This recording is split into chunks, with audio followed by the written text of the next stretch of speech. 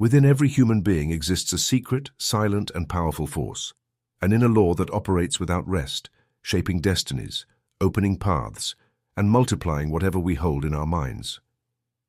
This law, known by sages, echoed by mystics, and explained with masterful clarity by Joseph Murphy, affirms a truth as simple as it is relentless.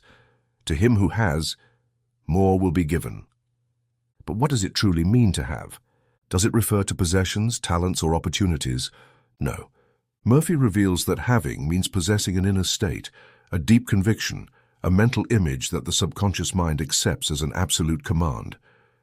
To have is to feel it is already yours. To have is to think from the reality you desire. To have is to plant in the mind whatever you want to harvest in life. And so the mental golden rule comes into action. What you hold within grows, multiplies, and returns to you with even greater force. This text is an invitation to enter that inner world where invisible causes generate visible effects, where every thought is a seed, every emotion a decree, every belief a magnet. Here, you will learn to use your mind as the creative instrument it has always been, to activate the law that has transformed millions of lives, and to become the master of your destiny. Prepare to discover why some advance effortlessly, why others receive more opportunities than they can handle, and why, when you change your inner programming, the entire universe seems to reorganize in your favor. This is not just a text, it is a calling and a key, an awakening, and welcome to the mental golden rule. Welcome to the principle that can lift you to new heights. Welcome to the truth Joseph Murphy taught. What you hold in your mind will be given to you in your life. This book you now hold in your hands is not a philosophical treatise, nor a theological essay, nor a work of moral speculation. Above all, it is a practical guide to transform your life from the most forgotten, and yet most powerful principle ever revealed by the great sages, prophets, and scientists of the spirit, the mental golden rule. This principle, as ancient as humanity and as present as the breath you take, declares that whatever you desire for yourself, affirm first for others, and you will see how the entire universe conspires to multiply it within you. Many people pray, visualize, or repeat affirmations, yet remain blocked. Why? Because deep within their minds they harbor judgments, jealousy, resistance, and desires limited by beliefs of scarcity. They want prosperity but reject the success of others. They ask for love but criticize those who enjoy it. They seek recognition but despise those who receive it. And thus their minds become a divided field. One part sows, the other tears out. This book was written to heal that division. Here you will learn that every thought you emit is a seed. If you bless, you reap blessing. If you envy, you block your channel. If you sincerely wish well for all without exception, goodness rushes to manifest in your own experience. This is not an ethical ideal. It is a mental law as exact as the law of gravity. It does not fail. It does not negotiate. It only waits to be understood, activated, and maintained. Throughout these pages, I will show you step by step how to live under the logic of the mental golden rule. I will share true stories, exercises, prayer and visualization formulas, and spiritual and scientific interpretation keys, so that you can verify, not merely believe, but verify that the universe responds to your attitude toward the well-being of others. When you applaud it, you accept it. When you judge it, you repel it. It doesn't matter your history, your past, or your current situation. What matters is your decision to begin now sowing thoughts of good for all. By doing so, you activate the principle that can transform every aspect of your life. What you affirm for others, your mind claims as your own. Prepare yourself. You are about to enter the fertile ground of true prosperity. And here, only what you bless flourishes. The mental golden rule, based on the teachings of Joseph Murphy. We have noticed that over 80% of visitors to our channel are not subscribed. You can support this project by pressing the subscribe button and liking the video. Thank you for inspiring us to continue creating more and better content for you. Are you ready to transform your life? Chapter 1. The law of return, what you wish comes back multiplied. So whatever you wish that others would do to you, do also to them. Matthew 7:12. These words are not a poetic invitation nor a passing moral advice. They are an exact formula, a functional blueprint of the human mind and its relationship with the invisible laws that govern life. Matthew 7:12 is not merely an ethical rule, it is a mental, spiritual, and universal law. Everything you emit mentally returns to you multiplied, not as punishment or arbitrary reward, but as an automatic, inescapable consequence, as precise as gravity. Your mind is a constant transmitter of mental forms. These forms do not vanish into the void. They travel through the invisible network of collective thought and return to their origin, carrying an amplified charge. Every thought of peace you project becomes a boomerang that brings back more peace. Every judgment you cast returns as conflict. Every affirmation of good for others becomes the beginning of your own blessing. This is how the law of return operates. This law can be simply understood if you visualize your thoughts as seeds. No sower plants wheat expecting to harvest thorns. Likewise, you cannot sow thoughts of scarcity, envy, criticism, or disdain toward others and expect to harvest abundance, joy, and expansion. Every thought, word, and emotion is a seed in the soil of the subconscious mind. And like any seed, it carries an invisible program to reproduce its kind. Many people come to me asking why their prayers go unanswered, why they do not prosper despite repeating affirmations, why they feel blocked. The answer often lies here. They have forgotten the mental golden rule. They ask for prosperity for themselves but secretly wish for another's failure. They visualize success but feel bitterness when someone else achieves it first. These inner contradictions nullify the original decree. Remember this: the subconscious does not distinguish between you and others. What you affirm for others is also printed within you, and what you curse in another, you seal inside yourself. Consider the case of Antonio, a hardware store owner in San Diego, California. For years, his business experienced ups and downs. Some weeks were good, others long dry spells. He used to speak ill of a large chain hardware store nearby, telling his customers, "They only sell more because they cheat with prices." One day, during a radio lecture, he heard this phrase, "What you bless comes closer. What you condemn moves away." And he decided to apply this law experimentally. Every morning before opening his store, Antonio would stand in front of his competitor, close his eyes, and quietly say, "I declare that this store is blessed. May its owners prosper, may its employees feel valued, and may its customers find what they need. I declare success and expansion for them." At first, he did it without conviction, but he persisted. Within 3 weeks, he noticed an increase in his sales. After 2 months, his income doubled. One of his regular clients recommended him for a major municipal contract. Antonio realized that his mind had stopped resisting and began cooperating with the law. By sincerely blessing another's success, his subconscious accepted that success is good, possible, and legitimate for him as well. Love your neighbor as yourself. This is not merely a spiritual exhortation. It is a functional description of how your mind works. The subconscious cannot desire good for others that you do not permit for yourself, nor tolerate that you wish harm without contaminating your own mental field. I have observed in New York, Johannesburg, Tokyo, and many other cities that people who develop the habit of actively blessing others, even those who might seem like enemies or competitors, unlock a flood of blessings for themselves. This principle knows no borders or cultures. It is a law, and as such, it works when correctly applied. The most common mistake is believing that another's prosperity diminishes your portion. This is an illusion created by the conscious mind, which perceives from limitation and calculation. But the subconscious knows that we live in an unlimited universe, and another's prosperity is a signal of the possible prosperity for all. Just as the light of one candle does not diminish when another is lit, your good does not deplete when you wish it for someone else. On the contrary, it multiplies. Your task then is to build a mental habit of reciprocal affirmation. Declare daily, "What I desire for myself, I sincerely desire for all. I declare that every being I meet prospers, and in their prosperity mine is affirmed. I bless the success of my colleagues, the growth of my neighbors, the joy of those around me." Do this silently, without expecting applause, with conviction. Your subconscious will hear. The universe will respond. Visualize a world in expansion daily. See others receiving a check, overcoming illness, finding love. This image, maintained with faith, becomes a prophecy of your own future. For, and this you must understand well, Every mental image held with emotion is printed in your subconscious as a command. Now ask yourself sincerely, what have I been wishing for others? Have I secretly criticized them, harbored jealousy disguised as moral judgment? Have I truly blessed those who prosper, or have I hidden in complaint?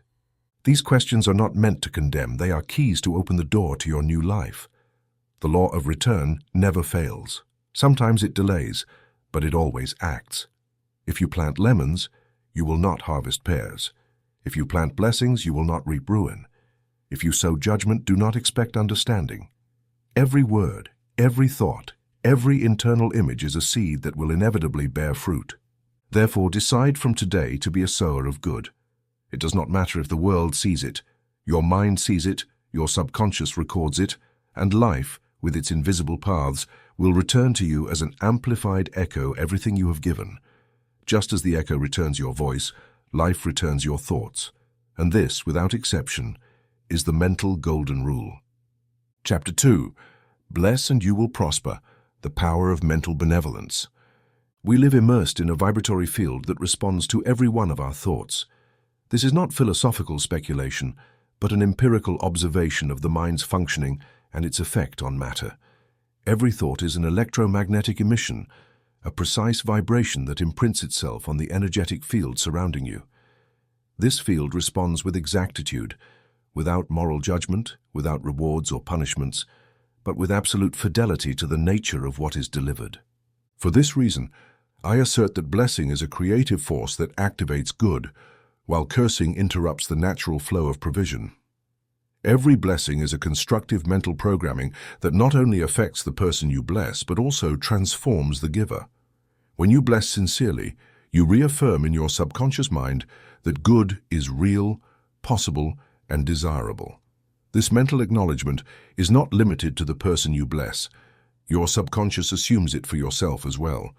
Conversely, each time you criticize, envy, or curse, you are affirming deep within that success, wealth or joy is unacceptable or unattainable. The consequence is clear. The subconscious, obedient and non-judgmental, blocks its manifestation in your life. Let me illustrate this with a real case I handled in my Los Angeles practice.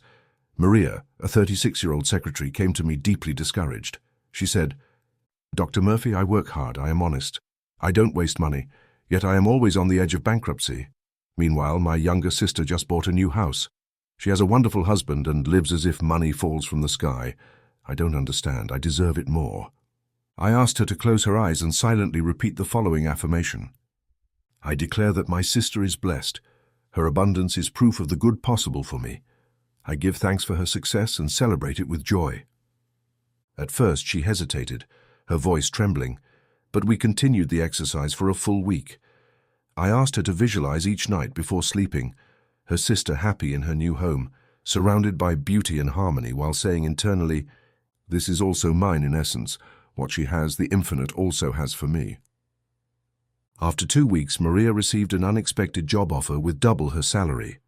3 months later, she moved into a bright, new apartment, exactly like the one she had visualized for her sister. What happened? It was not magic, but mental reprogramming. By sincerely blessing another's success, she removed a subconscious barrier that had made her feel excluded from good. Do you understand this clearly? The mind cannot simultaneously sustain criticism and acceptance of good. If you criticize those who prosper, you are telling your subconscious, "I don't want this, even if my mouth says otherwise." The subconscious records the dominant emotion, not the superficial declaration. This is why it is useless to affirm, "I am prosperous," if at the same time you envy a neighbor who bought a new car. Your vibration is one of rejection, not reception. From a physical perspective, every thought is a current of energy. Just as an antenna transmits radio waves that resonate with a specific frequency, your mind emits impulses that couple with harmonious vibrations. If your thought is hateful, you attract dense vibrations, tense relationships, opportunities that vanish. If your thought is one of blessing, you generate a harmonic field that reorganizes energy in your favor. The person you bless does not need to know. You do not need to speak it aloud. It is enough that your mind declares it. Mental blessing is silent, powerful, and effective. It acts at the deepest level of your life, in your decisions, encounters, mood, and finances. The more you bless, the more blessed you become. This is a law that allows no exceptions. Try it yourself. Think now of someone you consider fortunate or overly successful, a colleague, friend, artist, or entrepreneur. Mentally declare, I bless you in your success. I rejoice in your path. I declare that your good inspires me. I celebrate it with you. Repeat this 3 times a day for a week. You will notice a subtle yet profound change in your attitude. What once caused resentment will now become a source of peace, and that peace is the fertile soil where opportunities bloom. Resentment is an acid that corrodes the reception channel. Blessing is the oil that lubricates it. Often the good you expect is blocked not by lack of faith, but by hidden resentments acting as mental filters. That is why you must bless everyone, the difficult boss, the noisy neighbor, the politician you disagree with, not because they deserve it in human terms, but because you deserve to live without internal blockages. Jesus said, bless those who curse you, not because of their merit, but for wisdom. By blessing, you free yourself from the toxic bond. By blessing, you cease to be a victim of your environment and become a co-creator of your reality. The act of blessing does not change the other person. It changes you, and that change is the starting point for every miracle. From today, choose to bless. Make it a mental habit. You do not need to do it aloud. You can bless on the bus, at the bank, in the middle of a discussion. Bless the job you do not yet have. Bless the partner you have not yet met. Bless the client who has not yet arrived. Bless those who ignore you, because in doing so, your subconscious understands that you are ready to receive. Repeat now slowly. I bless the good in all. I rejoice in seeing others grow. What I celebrate in them, the infinite celebrates in me. The success of others is the announcement of my own victory. I declare peace, prosperity, and fulfillment for all beings, and that declaration becomes my reality. This is how men and women who transform their destiny think. They do not compete. They do not criticize, they do not curse. They bless, and in blessing, they prosper. Chapter 3. The Illusory Enemy. How to deactivate mental competition. For most people, competition is a silent threat, a mirror reflecting the mistaken belief that good is limited, that one person's rise implies another's fall. This thought is one of the most persistent distortions of old materialistic thinking, and is also a primary cause of modern human suffering. There is no scarcity in the universe. What exists is scarcity in consciousness. When you believe that someone else is taking what belongs to you, you are proclaiming that the infinite does not have enough for everyone. Once accepted by the subconscious, that belief becomes your personal law of failure. Competition, in its lower form, is an illusion produced by the conscious mind, which sees life as a sum of scarce resources, as if talents, opportunities, and success were pieces of a fixed pie. This idea is false. The universe is expansive, generative, and unlimited. We are not in a struggle for a slice. We are in a dance where each person can create their own pie without taking away from anyone else. This is demonstrated by the law of multiplication, whereby good increases when it is shared and celebrated. Allow me to illustrate with the story of Carlos, a young accountant at a financial consulting firm in Chicago. Carlos was diligent, punctual, and competent. Yet he felt stagnant. He observed his colleagues being promoted while he was left behind, and began harboring resentment. They don't deserve it. The boss has favorites. This isn't fair. One day, after listening to one of my radio lectures, he decided to change his focus. He wrote in his journal, "From today on, I declare success for my colleagues. I rejoice in their progress. The good that elevates them also lifts me." Each time one of his colleagues was praised, Carlos would repeat silently, "I bless your promotion. Your light does not dim mine. On the contrary, it ignites it even more." At first, this practice felt strange, but he persisted. He began to notice that his mood improved. His workplace relationships became more harmonious, and most notably, his performance was recognized with an unexpected promotion by one of the managers he had envied the most. Carlos thus discovered that competition is not real when viewed through an abundance mindset. The other person is not your obstacle. They are your mirror. Jesus illustrated this principle in the parable of the prodigal son. The younger son, having squandered his inheritance, returns and is received with joy by his father. The older son, who had remained obedient, becomes angry. "I have always been here, and you make a feast for him." The Father responds with words revealing the heart of this spiritual law. Son, you are with me, and all that is mine is yours. Luke 3:31. The resentment of the older son does not arise from real injustice, but from his limited perception of what it means to receive.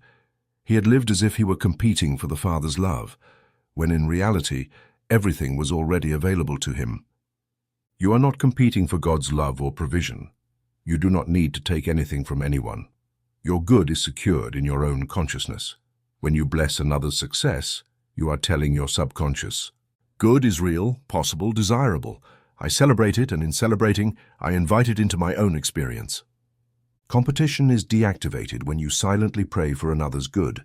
This is not a fake prayer, nor a strategy to gain an advantage. It is mental re-education. Each time someone around you achieves what you have not yet attained, say silently, I declare that this person's good is a manifestation of divine good in action. I rejoice in their progress. The same spirit that guides them guides me as well. Thank you, Father, for your infinite provision. Practice this prayer daily, especially with those who provoke jealousy in you. Your conscious mind may resist, but your subconscious will hear the message and interpret it as an order of liberation. Resentment is a chain that binds you to failure. Blessing is the key that opens the door to a new beginning. Do not fear sharing your ideas, talents, or resources. In the field of the mind, sharing multiplies. True genius does not fear teaching because it knows that the more it gives, the more it receives. The mind does not empty when it gives, it expands. Just as one candle lights another without losing its flame, you can elevate others without losing your own brilliance. The subconscious registers every impulse. When you sincerely bless someone who appears to be ahead of you, you are telling your mind, this is good, this is possible, this is desirable. This triple affirmation is a formula of power, and everything the subconscious accepts as good, possible, and desirable will manifest sooner or later in your reality. Therefore, the next time you feel jealousy or frustration over another's success, do not suppress the feeling. Transform it. Use that energy as raw material.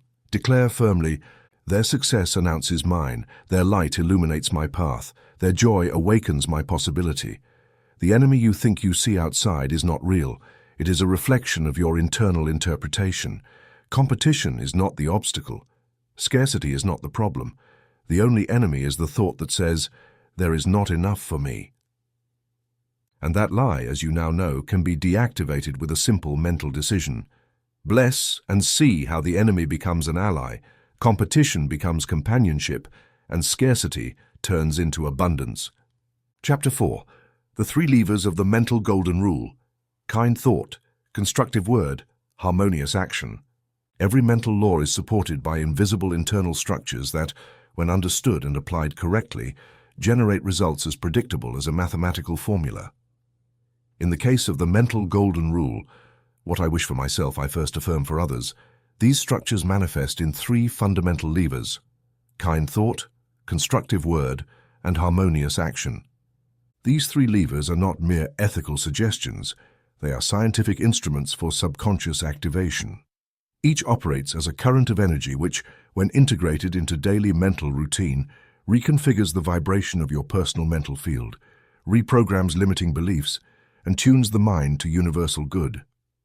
1. Kind thought, the initiator of the creative process. Everything begins with thought. Thought is the seed, the first mental mold that shapes what will later be called destiny. Thinking well of another is an act of spiritual intelligence, because in doing so, you project the image of a higher reality. Kind thought is the engine of spiritual attraction. Your subconscious cannot distinguish between a thought generated for yourself and one generated for another. Both are recorded in your mental matrix. Therefore, when you think, I wish them success, happiness, and fulfillment, you are, in practice, telling your subconscious, success, happiness, and fulfillment are good and desirable for me. Many people plant thoughts of jealousy, judgment, or criticism without realizing they are sabotaging their own harvest. It is like throwing acid on the soil and expecting lilies to grow. A mental field fertilized with kind thoughts is fertile. Everything you deposit there will grow strong. 2. Constructive word, the amplifier of mental imagery. Jesus said, "For by your words you will be justified, and by your words you will be condemned." Matthew 12:37. This statement does not refer to divine punishment, but to an automatic law of subconscious response. Words are not just sounds, they are forms of energy that carry an image, an intention, and an emotion. When you speak well of someone, you reinforce the acceptance of their good in your mind, opening the channel for that same good to manifest in your own life. Words create. Everything you affirm with conviction, repetition, and emotion becomes a subconscious order. When you say, "My colleague is fortunate, blessed, and I rejoice for him," you are not merely uttering a phrase, you are issuing a directive to your deep mind which will adopt it as its own. Consider Enrique, a businessman in Miami participating in a multi-million-dollar bid against a much larger firm. His partners suggested he speak to clients about the competitor's flaws. Enrique refused. Instead, each morning he silently affirmed, "I declare that everyone involved is guided by infinite intelligence. I bless my colleagues, I bless my rivals, I bless the outcome, whatever it may be." Surprisingly, his company was selected, not for price, but for a clause of integrity that had been included without his conscious notice. His words had sown a field of trust that manifested as a contract. Every word of judgment, ironic joke, or repeated rumor is a destructive affirmation sending waves into your own world. Therefore, make your mouth an instrument of creation. Speak of others as you wish them to speak of you. Declare the good in others as you wish yours to be declared. Bless with your tongue, and the world's tongue will bless you. 3. Harmonious action, the seal of thought and word. The third lever is action. Every thought and word seeks embodiment in deeds. Without action, they weaken. Harmonious action is the visible manifestation of a mind aligned with universal good. It is not enough to think well or speak well. You must act well, not from fear or moral obligation, but as a logical expression of inner coherence. Harmonious action can take simple forms: yielding the way, congratulating sincerely, collaborating without competing, helping unnoticed, refraining from participating in conversations that degrade others. Each of these actions sends a direct message to your subconscious. I am at peace with another's good. I celebrate it, I support it, I serve it. And as with every mental law, what you affirm in conduct becomes your reality. The subconscious observes your deeds as closely as your thoughts. You cannot declare prosperity while hoarding. You cannot declare love while nurturing grudges. You cannot sow harmony if your behavior divides. Harmonious action is the fruit that proves the quality of the tree. Practical exercise, the 3 Blessings Journal. I invite you to practice this exercise for 30 days. Each morning, write down the names of 3 people. Next, write a blessing for each one. For example, I bless Laura with peace and success. I declare that Andres grows in wisdom and love. I rejoice in the good coming to Carolina. Close your eyes and visualize each person wrapped in light, receiving what you have affirmed. Do not repeat names on consecutive days. By the end of the month, you will have blessed 90 people. This exercise is not symbolic, it is transformative. Each line written is a seed in your mental field. Each blessing is a bridge your subconscious will cross to access a higher reality. By daily applying these 3 levers, kind thought, constructive word, and harmonious action, you are operating on the spiritual nervous system of your life. You are tuning your mental instrument to vibrate at the frequency of the mental golden rule. Do not be surprised if new people, unexpected opportunities, and inexplicably elevated moods begin to appear. The law is in action. Remember this, the good you affirm for others organizes itself as destiny for you.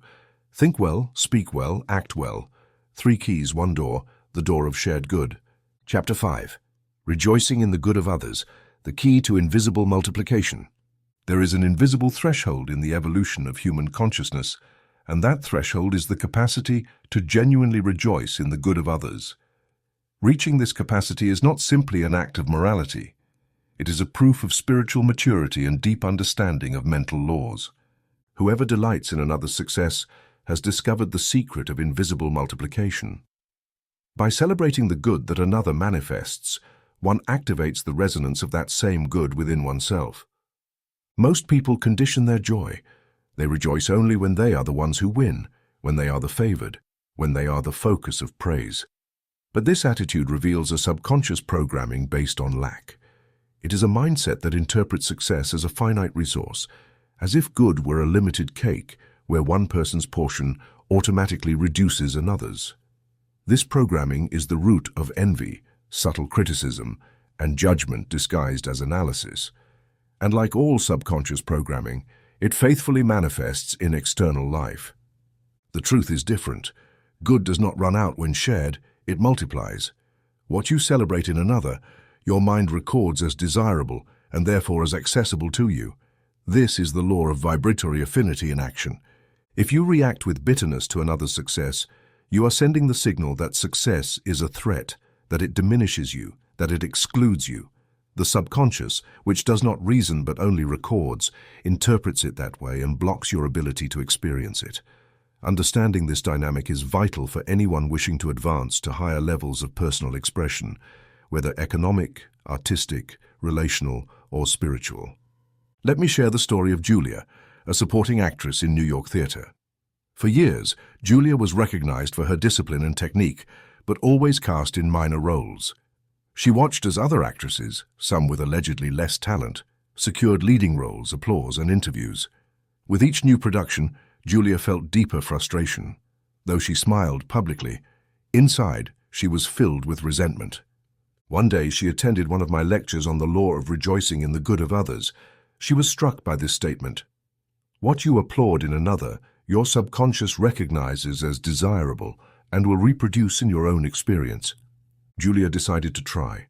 In the next performance, instead of comparing herself to the lead, she visualized her surrounded by light and thought, I bless your talent. I rejoice in your success. I celebrate with you. She repeated this each night. She began to genuinely enjoy the applause she herself had not yet received. In less than 3 months, a renowned director called her for an audition. It was a leading role, complex and emotionally charged. Julia was not only chosen, but she received excellent reviews. Later, she wrote to me, I never imagined my rise would begin the day I wholeheartedly applauded another. This was no coincidence. It was law. Julia's subconscious ceased to resist prominence, stopped associating it with danger or injustice, and accepted it as natural, possible, and legitimate. By rejoicing in another's success, she prepared the inner ground to experience it herself. This principle has universal application. If you wish for a happy marriage, celebrate others' marriages. If you want prosperity, rejoice in the success of those who have achieved it. If you desire recognition, delight in those who are recognized. Your joy becomes a seed, and like any seed, it will bear fruit in its time. I now invite you to practice a mental programming exercise. Now, close your eyes and visualize a person who has achieved something you long for. Imagine their happy face, their bright surroundings, their feeling of fulfillment. Say internally, I bless your success, I rejoice in your joy. I declare that what you celebrate is activated in me. Hold this image for 2 minutes. Repeat the exercise 3 times a day for 7 consecutive days. If done sincerely, this exercise unleashes a chain of invisible effects, not because the universe rewards your attitude, but because your mind is reconfigured. And the mind is the cause of everything. A mind that rejoices in the good of another becomes a magnet for that same good. The Bible says, rejoice with those who rejoice. Romans 12:15. This is not an ethical suggestion. It is a key to spiritual resonance. Whoever rejoices with another aligns with the frequency of that joy, and frequency always attracts its equivalent. Many ask, how do I know if I am truly rejoicing for another or just pretending? The answer is simple. Observe your body. If there is tension, a knot in your throat, or discomfort, there is still subconscious resistance. Do not punish yourself for it. Simply acknowledge the signal and continue the exercise. Daily repetition dissolves resistance. The mind learns through continuous exposure. Remember, anything you desire can only manifest when your subconscious accepts it without fear, without rivalry, without contradiction. And nothing trains that acceptance better than genuine joy for the good of others. If you want to accelerate your manifestation, make rejoicing in others your daily prayer. Visualize others' happiness as the mirror of your future. Celebrate what you see, even if you do not yet possess it. Smile at another's joy as if it were yours, because in truth it already is. If you can feel it with joy, you can create it with faith. The universe does not know scarcity of miracles. It knows scarcity of hearts genuinely rejoicing in the good of others. And when one of those hearts opens, invisible multiplication begins. Chapter 6. When you bless, you open the channel to the divine. Blessing is the key to unlocking the hidden reservoirs of the subconscious. To bless is not simply to wish something good for someone. It is far more than a polite formula or verbal courtesy. Blessing, in the deep sense taught by mental law, is declaring the active presence of good in another human being, affirming with authority that the same presence, infinite intelligence, boundless wisdom and creative power also acts in you, in your affairs, in your life. Whenever you bless sincerely, you are telling your subconscious mind, good is here, good is active, good manifests. I recognize it, I affirm it, I receive it. That affirmation opens a channel. This channel connects your conscious mind with the deepest reservoirs of your being, where wisdom, provision, guidance, and the power to act already exist in potential form, waiting for your permission to be revealed. When the mind dwells in judgment, criticism, suspicion, or comparison, that channel remains blocked, not because God closes it, but because by denying the good in another, you implicitly deny its possibility in yourself. The subconscious is literal and obedient. If you assert that another does not deserve, cannot, or should not have good, your mind accepts that good as dangerous, distant, or forbidden. The passage closes. Manifestation halts.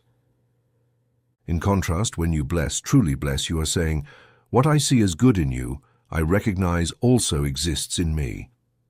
This declaration removes the filter of ego, breaks the barrier of separation, and allows spiritual energy to flow like a free river through every area of your existence. This principle is evident in multiple biblical cases. Consider Job. The text says that the Lord removed Job's affliction after he prayed for his friends. Job 42. The turning point was not a prayer for himself, but his prayer of blessing for others.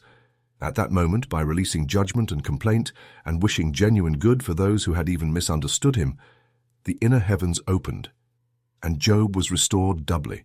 From a mental perspective, this is equivalent to saying that when the mind sheds resentment, it resonates with the universal field of abundance. It is not about morality, but vibratory affinity. The one who blesses tunes into the source, the one who condemns disconnects. I have witnessed this law in action in dozens of clinical cases. I recall Ernesto, a 52-year-old industrial engineer facing a chronic professional block. Every project he submitted was rejected. Every interview ended in silence. Upon analyzing his speech, we discovered a recurring pattern. He spoke with resentment about the success of former colleagues, past bosses, and clients who had chosen others. I explained that his mind, by rejecting that good in others, was declaring it undesirable. I proposed a simple method. For 7 days before sleeping, he would say, I bless all who today were promoted, chosen, recognized. I bless their talents, their achievements, their paths. I declare that their good is a reflection of the good available to me. On the 4th day of the exercise, Ernesto felt a strange lightness. On the 7th, he received an unexpected call. He was invited to lead an international automation project for a Japanese company he had long hoped to work with. The cause was not magic, it was mental. His mind stopped blocking the flow of good, and by opening the channel with blessing, good flowed. From science, we know that every thought creates a network of neural connections. These connections activate hormonal patterns, emotional states, and behavioral decisions that shape what we call reality. When you bless, you activate brain regions associated with gratitude, peace, social connection, and purpose perception. This is not superstition, it is applied neuropsychology. Your brain changes when you bless, and when your brain changes, your world changes. To consolidate this open channel, I propose a method I have taught in dozens of seminars. Universal Blessing Method. Each morning upon waking, declare, today I bless all beings. What I desire for myself, I declare for every soul that breathes. Health, peace, provision, guidance, and love flow through me and through all.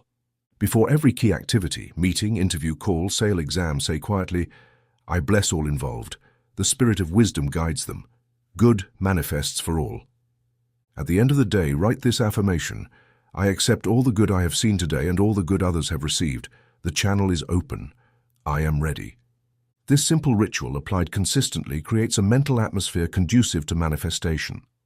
Not because blessing changes external reality, but because it transforms your internal stance toward it. Blessing repositions you, placing you at the exact point where grace can act unobstructed. When you bless, you are not being naive. You are being wise. You are operating at the frequency where the divine acts most freely, where the Spirit guides your words, orders your steps, attracts the ideas you need, presents the right people at the perfect moment, and thus, without struggle, without waste, without calculation, your life becomes a channel, a clear, open channel through which wisdom, provision, and the power of the divine flow. Chapter 7. Prayer for the success of others, your greatest mental investment. There exists a silent prayer that, when practiced with sincerity and consistency, radically transforms the internal structure of the one who utters it. This prayer is not directed toward oneself, nor toward an external figure, nor even a personal desire.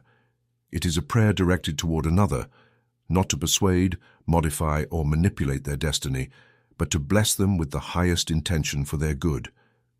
This is the prayer for the success of others, and I assure you, without exaggeration, that it is one of the most profitable mental investments you can make. Why call it an investment? Because mental law responds to exact principles of cause and effect. Every sincere prayer you direct to the good of another, every time you mentally affirm prosperity, peace, success, or fulfillment for another person, you're planting a seed in the fertile soil of your own subconscious. That seed does not die. It germinates, becomes perception, opportunity, imitation, contracts, health, clarity of mind. It does not matter if the other person knows. It does not matter if the relationship is broken or if resentment exists. The blessing you release returns to you by law. Let me show you a striking example. In New Jersey, I met two lawyers, let's call them Roberto and Miguel, who worked at the same firm but fiercely competed for the best cases. Roberto confessed to me, "I can't stand Miguel's success. He's always praised, always recommended. I don't understand what he has that I don't." I asked if he would be willing to try the usual mental exercise. He agreed. I taught him to pray for Miguel every night for 3 weeks. The formula was simple. I declare that Miguel is prospering under the guidance of the Spirit. His success is proof of good in action. I rejoice for him. I wish him expansion, wisdom, and fulfillment. At first, Roberto did not feel sincere, but he persisted. By the second week, he began to notice something unusual. His tension decreased, his mood improved, and during a casual conversation with a longtime client, the idea of opening his own practice emerged. Less than a month later, he was signing the lease for a larger office in a prime location. Several clients from his previous firm began contacting him directly. Roberto wrote to me, "Praying for Miguel liberated me. I no longer care whether he succeeds. I bless him, and for the first time I feel genuinely at peace with my path." This example is not unique. I have seen this practice free marriages in conflict, revive stagnant businesses, and restore divided families. The key is not changing the other person. It is changing your internal reaction to their good. That is the reprogramming that liberates. From the subconscious perspective, jealousy is a negative command. When you feel jealous, you are saying, "That is not for me. Their good disturbs me. I do not accept it." And the subconscious, which does not judge, responds, "Very well, you shall not have it." In contrast, when you pray for the success of another, you are saying, "That is good, desirable, and right." And the subconscious replies, "Very well, you shall receive it too." This technique acts as a mental detox. It clears residues of envy, fear, and competition. It requires no external rituals. The other person need not know. It only requires sincerity and repetition. Here are some practical formulas for applying this prayer in different contexts. Prayer for a colleague or competitor. I declare that name advances under the guidance of infinite wisdom. I celebrate their path, bless their decisions, and affirm their peace. The same good that propels them also propels me. Prayer for a difficult client. I bless this client with understanding, patience, and prosperity. I am grateful for the opportunity to serve them, and I declare that their satisfaction also blesses me. Prayer for a partner, boss, or supplier.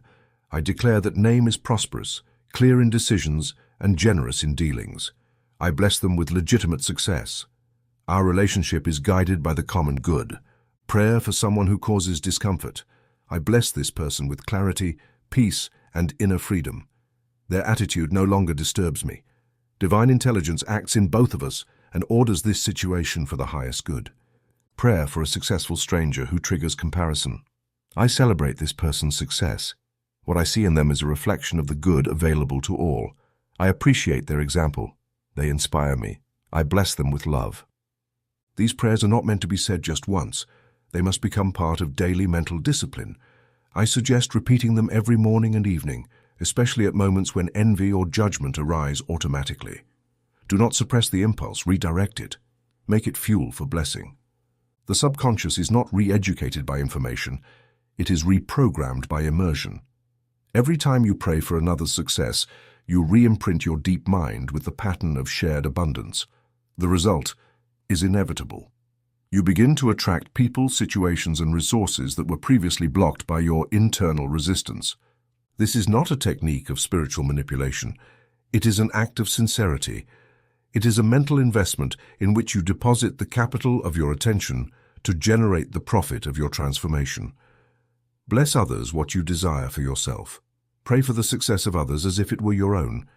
Do it with conviction, without expecting immediate results, knowing that everything you plant in the mind returns multiplied.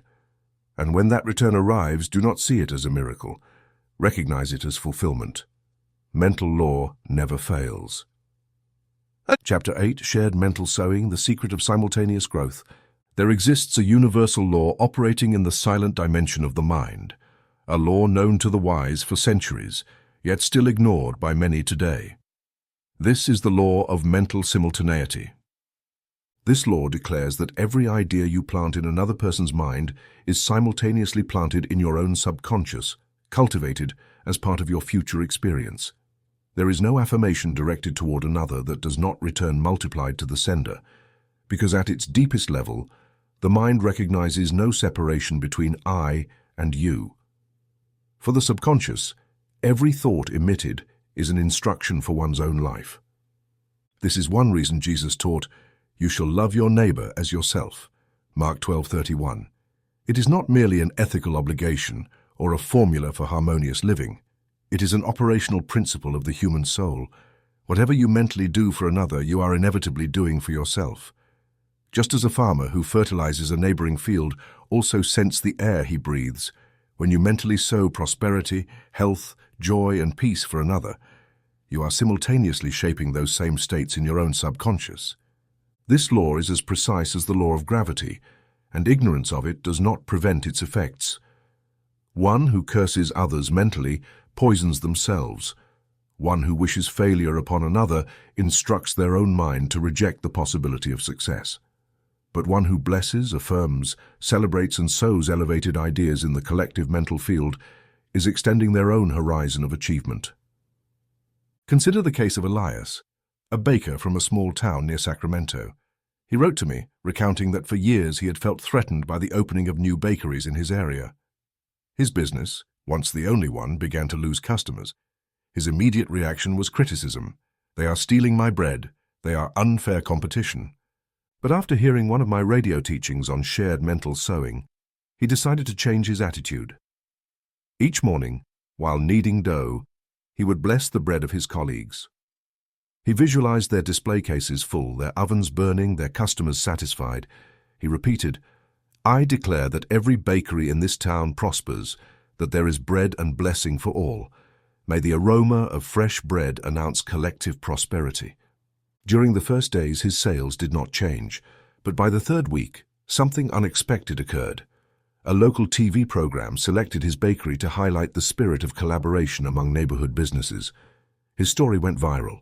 In less than 2 months, his clientele had tripled, including orders from other towns. When asked about the reason for his success, he answered simply, "I began thinking bread for everyone, not just for myself." This statement perfectly summarizes the secret of simultaneous growth. The subconscious knows nothing of ego. It only records patterns. If you affirm that others are successful, it records that success is abundant, accessible, and natural. And in doing so internally, it begins to produce actions, decisions, relationships, and opportunities that confirm it in your external life. Lack is not an economic problem, it is a mental product, and the cure for lack is shared visualization of good. When you see others prosper, rejoice, and affirm it, you shift your vibrational tuning. You stop emitting from the channel of scarcity and begin transmitting on the frequency of universal abundance. Do not limit your sowing to yourself. Sow for all. Visualize your street prospering, your office thriving, your friends happy, your former colleagues fulfilled. Do it without reservation, without calculation, because there is no genuine sowing that does not translate into harvest for the sower. Here is a daily practice exercise. Visualization of collective prosperity. Close your eyes and think of 5 people you know. Include at least one person you dislike or have previously considered a competitor. Imagine each person surrounded by a sphere of light. Visualize them happy, successful, at peace. Mentally say, I declare that you prosper, that good reaches you, that you are guided, supported, and surrounded by blessing. Conclude with, the good I affirm for you takes root within me as well, because we are one in the universal mental field. Practice this exercise for 30 days. You do not need to tell these people. You do not need to change your external words. Yet your inner vibration will change, and that vibration, like any wave, will attract new realities aligned with its frequency. The ego asks, what if they prosper and I do not? The law answers, if they prosper, it is because you are already on your way. Shared sowing is the key to simultaneous growth, and all true growth is simultaneous, because no one rises in isolation. The good of one confirms the possible good for all. Tune into this truth. Make it flesh in you and watch as while affirming for others the universe begins to affirm for you. Chapter 9. Wealth has no enemies, only bearers of your good, reprogramming the fear of others as thieves of your blessing. There exists a deeply mistaken idea still dwelling in the minds of millions, the belief that there are people who can take what is yours, steal your opportunity, occupy your place, prevent your progress, reduce your portion. This belief, as common as it is harmful, is the invisible cause of many failures, blocks, and illnesses. The truth, however, is different, and you must inscribe it in your mind in letters of fire. Wealth has no enemies. No human being can take from you what is rightfully yours in the mental law. No competitor can diminish your portion if your consciousness is aligned with the law of universal good. This truth, simple as it may seem, requires careful explanation because it directly contradicts the principles of materialistic thought. The old world logic says, if he wins, I lose. If she is chosen, I am rejected. If someone rises, I fall. But this logic is false. It does not describe how the mind works nor how the creative energy of the universe operates. It only reflects a limited perception of reality based on fear, separation, and the illusion of scarce good. The subconscious mind knows nothing of loss. It does not understand competition. It only responds to the commands you give it. If you habitually think, that man stole my opportunity, your mind accepts that opportunities are vulnerable, scarce, and dangerous. And by accepting this idea, it will begin to bring more situations where others seem to take what is yours. But if you tell it, every apparent loss is an arsenal of divine reallocation. Nothing and no one can prevent what is mine from reaching me. Your mind aligns with truth. Every good that is yours by mental resonance will be delivered effortlessly, without struggle, and without delay, when your vibration is ready to receive it. Jesus expressed this in other words, and we know that in all things God works for the good of those who love him. Romans 8:28. This is not a pious expression, it is a law. Those who love, that is, those who bless, do not resist, and do not blame, transform every situation into a stepping stone. Even apparent enemies become catalysts. Let me illustrate this law with the story of Mariana, a graphic designer from Buenos Aires. Mariana had worked at a creative agency for 5 years. She had been loyal, effective, and creative. Yet one day she was dismissed without clear explanation. She attributed it to the arrival of a new manager who seemed threatened by her talent. For weeks, Mariana fed resentment, frustration, and sadness. She felt that what was hers had been taken away. Then, after hearing one of my radio talks, A phrase shook her. Your enemy is merely an angel in disguise, sent to relocate you to a higher place. Mariana decided to try a different approach. Instead of cursing the situation, she began to bless it. She repeated daily, I bless the one who displaced me. I am grateful for the signal. I declare that this apparent closure is in truth a door to my expansion. What is mine awaits me. 2 months later, a former client, whom she had completely forgotten, contacted her for freelance work. That connection multiplied. In less than a year, Mariana had her own client portfolio, higher income than before, and above all, creative freedom. She wrote to me, the manager who fired me was, unknowingly, my greatest promoter. It was not the manager who delivered her destiny. It was her shift in mindset, her decision not to resist, to bless, to declare that no one can take what the mental law has decreed as yours. Every person who appears in your life, even those who seem like obstacles, is, in truth, a bearer of your good. Some show you what no longer belongs to you. Others push you out of your comfort zone. Some test you so that you can observe your internal reaction, but none are there to harm you in essence. They can only act as catalysts, never as destroyers. I propose a liberating exercise, reframing conflicting figures.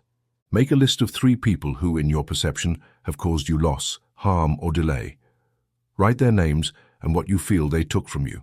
Then write this affirmation. Name has been an instrument of redirection. I bless them. I declare that what seemed like loss is a channel for my ascent.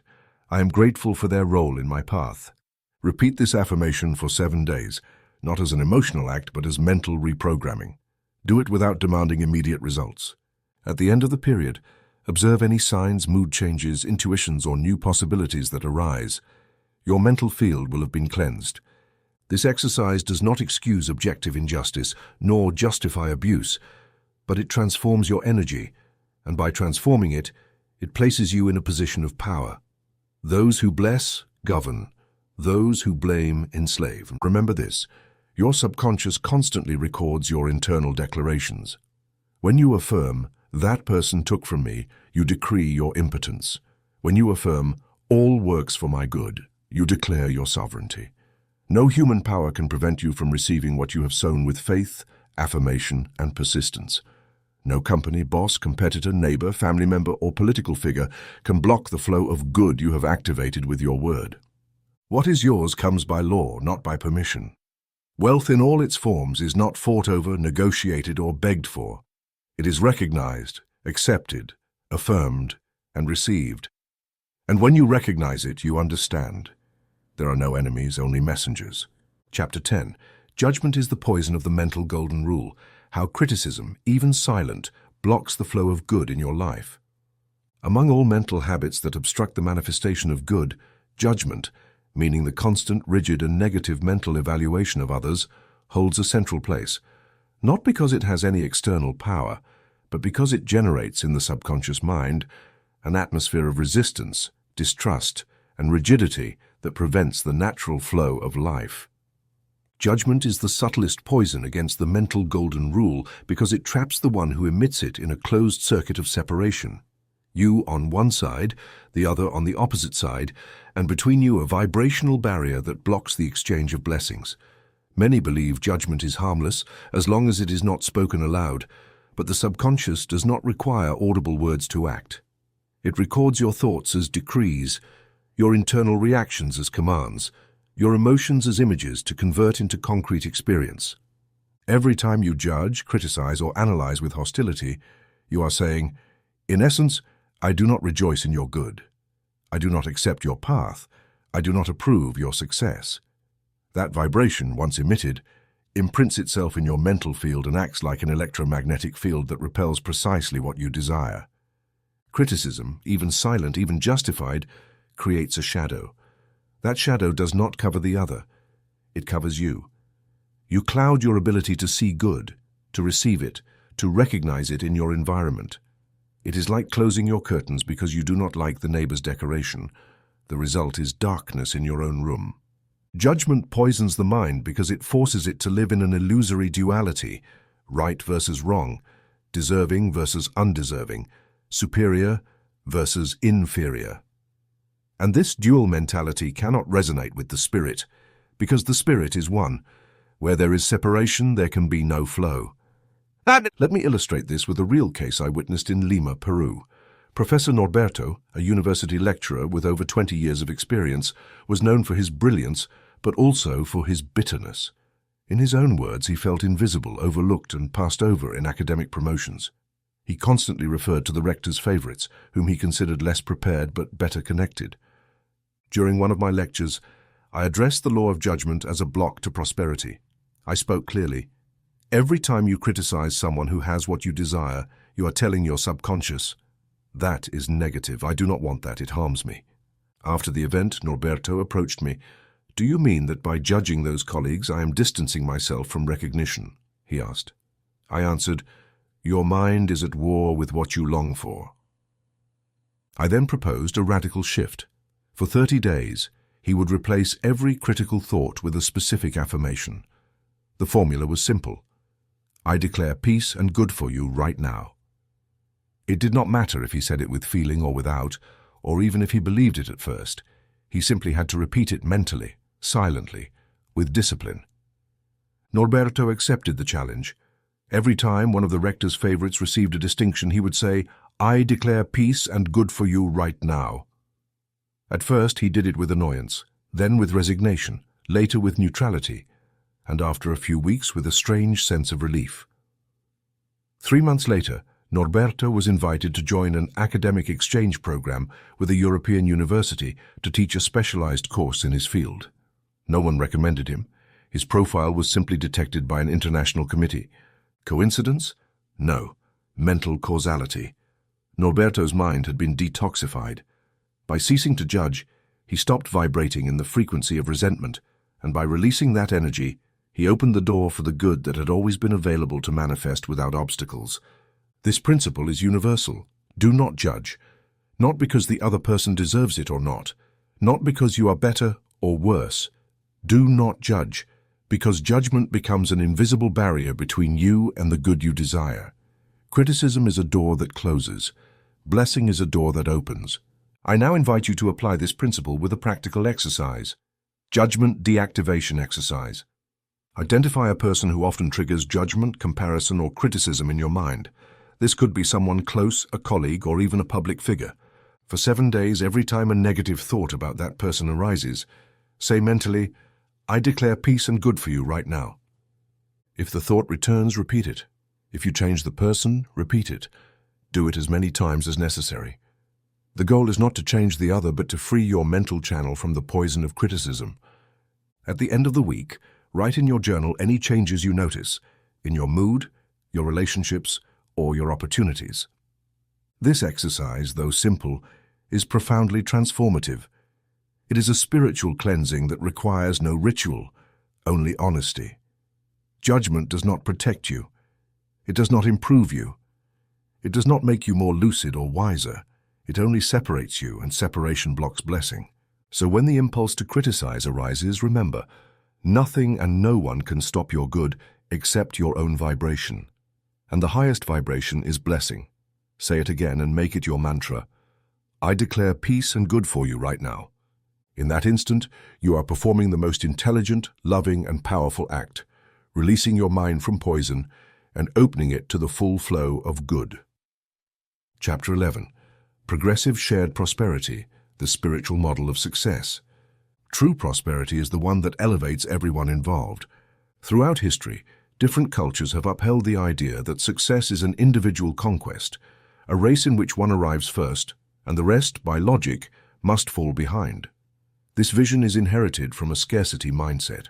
It has created entire generations of people who associate prosperity with selfishness, wealth with isolation, and leadership with superiority.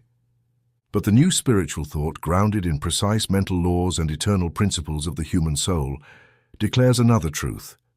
All legitimate prosperity is shared and progressive. That is, it is built by elevating others, sustained by including others, and multiplied in proportion to the good it brings to others. I call this model Progressive Shared Prosperity, PSP, and it is the heart of the mental golden rule. Prosperity is not an economic product or a social result. It is a state of consciousness that manifests in visible goods. And this state of consciousness grows more firmly and quickly when oriented toward the common good. Hence, we affirm, what I multiply for others multiplies in me. This principle has deep spiritual roots. Jesus said, "Give, and it will be given to you.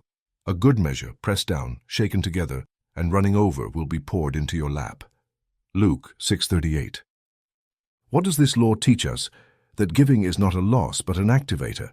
By offering what you have, attention, resources, ideas, or blessings, you introduce a pattern of circulation in your mental field, and everything that circulates grows. From a mental perspective, every thought of elevation you emit toward another human being is an order your subconscious registers as desirable, possible, and real. If you affirm, "I wish this person success in their endeavor," your mind interprets it as an instruction. Success in endeavors is good and must manifest. By recording that instruction, your mind begins to organize your behavior, relationships, and decisions so that that success also expresses itself in your life. PSP rests on 3 pillars. 1. Awareness of shared good. This is the internal conviction that true good does not diminish when shared. It strengthens. Just as the flame of one candle can light others without losing intensity, your success can illuminate others without decreasing. This awareness eliminates envy, comparison, and suspicion, placing you on a frequency of creative generosity. 2. The practice of mental service. This is the habit of visualizing, affirming, and blessing the progress of others, not from superiority, but from an understanding of unity. Every time you affirm health, clarity, or wealth for someone else, you are also affirming your ability to generate them. The subconscious does not distinguish between I and you. It only records the content. Therefore, every thought of good toward another is, in essence, a thought of good toward yourself. 3. Trust in the law of multiplied return. This is the certainty that all good sown returns amplified. He who helps will be helped. He who gives will receive. Not as a contractual exchange, but as an automatic consequence of mental law. By letting go of what you have, material or immaterial, you demonstrate faith in abundance. And that faith opens channels that calculation could never anticipate. This model has been embodied by some of the most influential entrepreneurs of the 20th century, though not always by that name. Men like Andrew Carnegie, Henry Ford, and Thomas Watson, despite their personal flaws, intuitively understood that by elevating their employees, suppliers, or even communities, they were expanding their own circle of prosperity. They implemented welfare programs, educational scholarships, and labor improvements, not as acts of philanthropy, but as mental strategies for collective expansion. And their empires grew. But you do not need to run a large company to live PSP. You can apply it in your home, your individual business, or your community.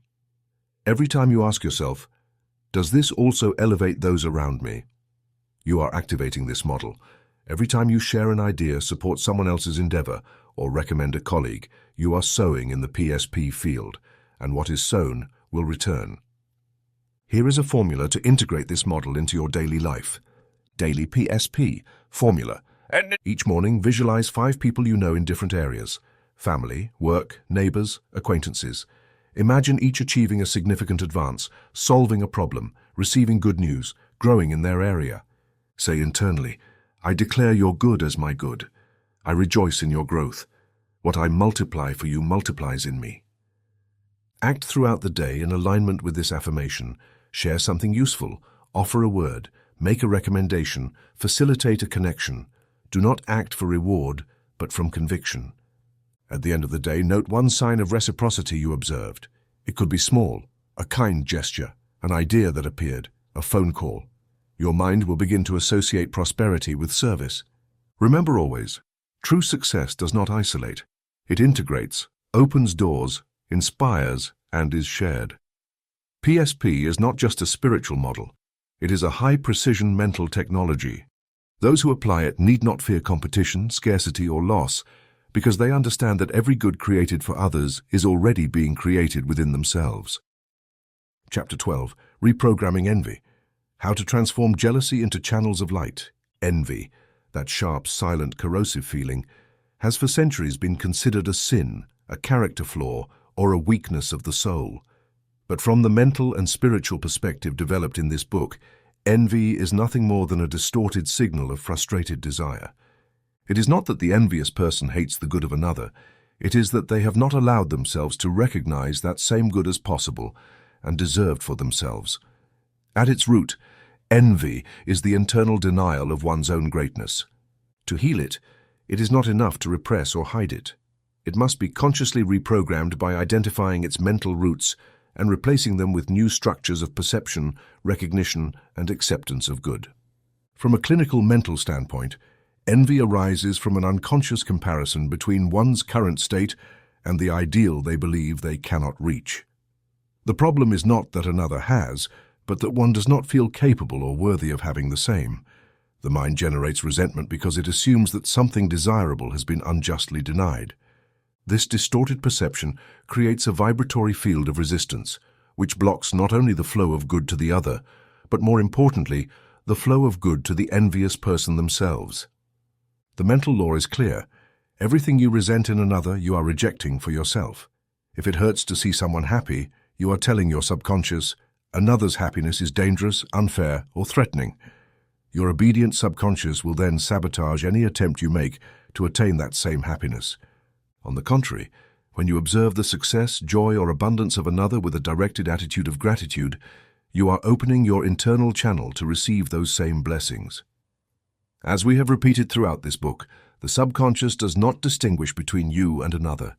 Every thought of good you affirm is first imprinted within you. Let me share a story that illustrates this transformation. Lucia, a 38-year-old woman from Seville, married with 2 children, wrote to me about the constant discomfort she felt whenever she saw her neighbor, a younger, single, successful, and well-traveled woman. Every time I hear her music, see her suitcases, or find her smiling with a glass on the terrace, I feel a knot in my stomach. I know it's wrong, but I can't help it. I explained that envy was not her enemy, but a teacher, pointing to a part of herself that desired more joy, more autonomy, more play. But instead of recognizing that longing and cultivating it, she projected it as resentment. I proposed a 30-day mental reprogramming program. 1. Directed gratitude. Each time she saw her neighbor, she was to say mentally, "Thank you, universe, for showing me this image of well-being. I appreciate what she experiences because it announces what I can also create." 2. List of others' blessings. Each night she wrote 5 good things she had observed in others that day, along with, "This is also possible for me." 3. Subconscious empathy exercise. Before sleeping, she imagined her neighbor hugging her and saying, "Your good is my good. We are not here to compete, we are here to expand." Lucia responded mentally, "I celebrate your joy. I allow myself to desire it for myself as well." By the second week, Lucia noticed a change. She no longer felt anguish at seeing her neighbor. They even began exchanging greetings. By the third week, her husband, without discussing it, proposed a weekend trip without the children like when they were dating. Lucia wrote, "I don't know if it's magic, but I feel the universe is responding to me." I replied, "It's not magic, it's law. You have deactivated judgment, opened your channel. Envy only persists in those who have not yet awakened to their own creative capacity. It is a sign of a repressed power, a light not yet daring to shine. That is why the cure is not censorship, but transformation. And that transformation begins with recognizing desire as a sacred signal. Make this decision now. Each time you feel jealousy, turn it into a channel of light. Do not flee the impulse. Use it. Direct that energy toward an affirmation. Here is a formula. I celebrate this image of success. What I see announces what I can create. What I admire, I awaken. What I bless, I receive. Repeat this formula as often as necessary. Write it, carry it with you. Make every moment of envy an act of mental alchemy. Because when you transform the poison of comparison into the balm of directed gratitude, good begins to flow without interference. Then you will discover that the success of another is not your threat, but your mirror. It does not announce what you cannot have, but what you are ready to receive. Chapter 13. Visualize the good of all, the final key to the law of return. At the end of this journey, the reader has already climbed the mental steps necessary to understand and apply the mental golden rule. You have learned to bless those you once saw as obstacles. You have understood that every thought sent toward another is a seed planted in your own subconscious.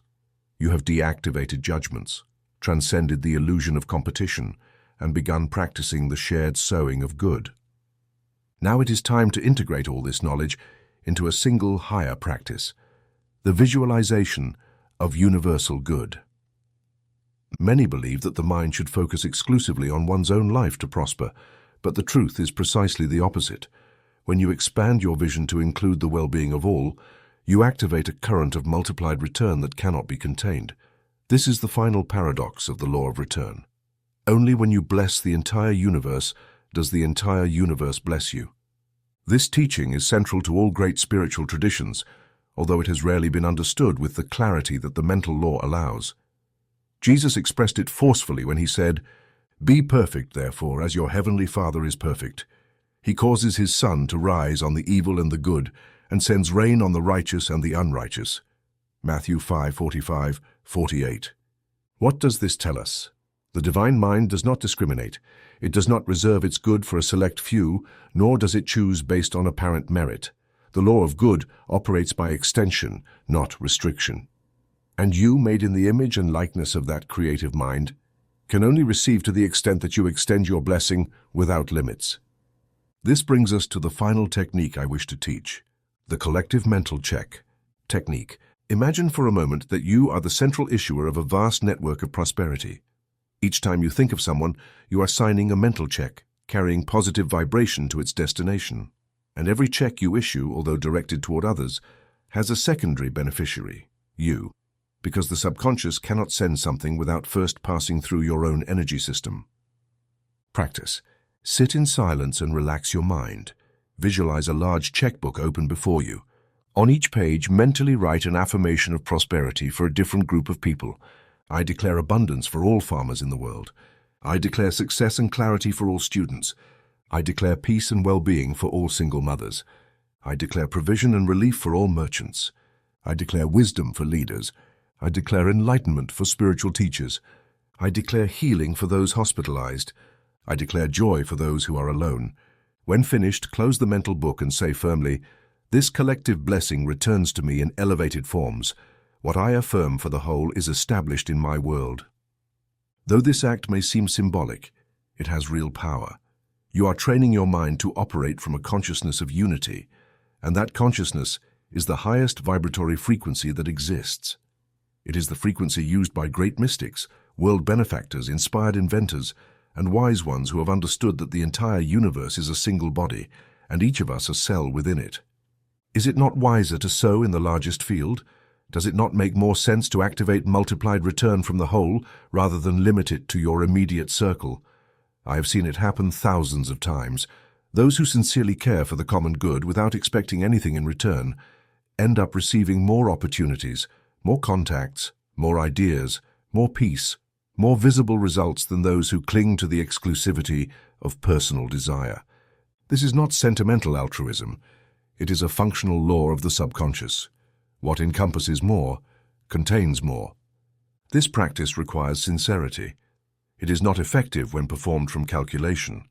The subconscious detects intention. Therefore, cultivate joy in visualizing the good of others. Make it a daily delight. You can practice it while walking, traveling, cooking, or waiting. Every face you see, every group you hear mentioned, can be an opportunity to activate blessing. I even suggest creating your own map of collective blessings, categories such as health, education, commerce, arts, agriculture, justice, science, family. For each, write an affirmation that includes everyone. Keep it as your mental treasure. It is your spiritual policy.